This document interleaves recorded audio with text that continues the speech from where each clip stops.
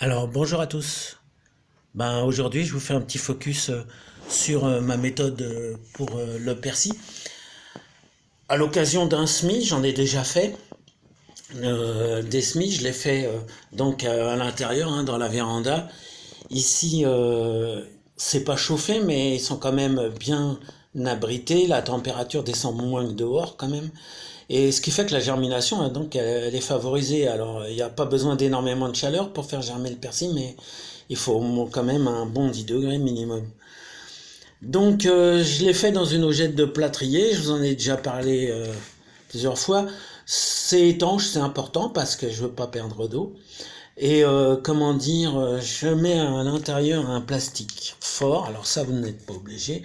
C'est parce qu'ensuite, lorsque mon persil a germé, eh ben, j'attrape le plastique des deux côtés, je mets tout en place dans un trou équivalent d'un seul coup. Je m'amuse pas à repiquer pied par pied le persil. Normalement, le persil, on le sème en ligne, hein, dans un petit sillon.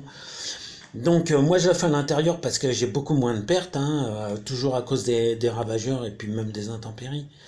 Donc je vais vous emmener dehors, hein, vous montrer un petit peu les semis précédents, les semis de persil précédents. Alors là, pour finir, celui-là, je sème à la volée, mon persil, sur une surface grumeleuse et bien détrempée, hein. Ça m'évite d'avoir à les faire tremper d'avance. Et et puis après, je recouvre avec quelques millimètres de terreau tamisé, mais vous pouvez aussi tamiser le même substrat, hein.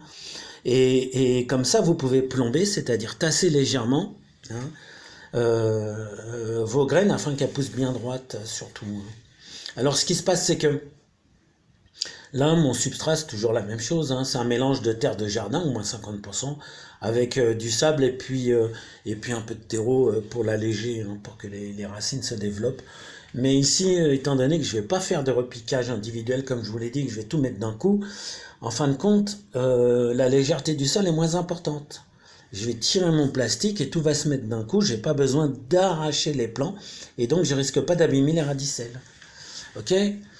Allez, un petit coup d'œil sur les tomates et puis les melons, les artichauts, les piments, la laitue, concombre derrière là.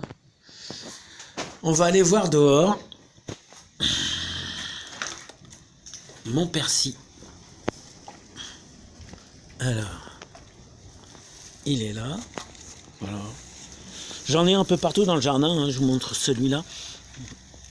Donc voilà la barquette que j'avais mis ici.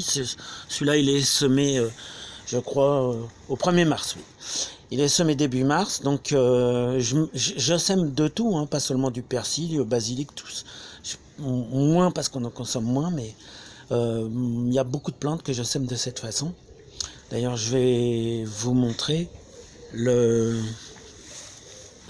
au milieu des fèves, hein, là où j'ai une plage, j'en mets. Comme il y a eu un coup de gel, j'ai perdu quelques pieds.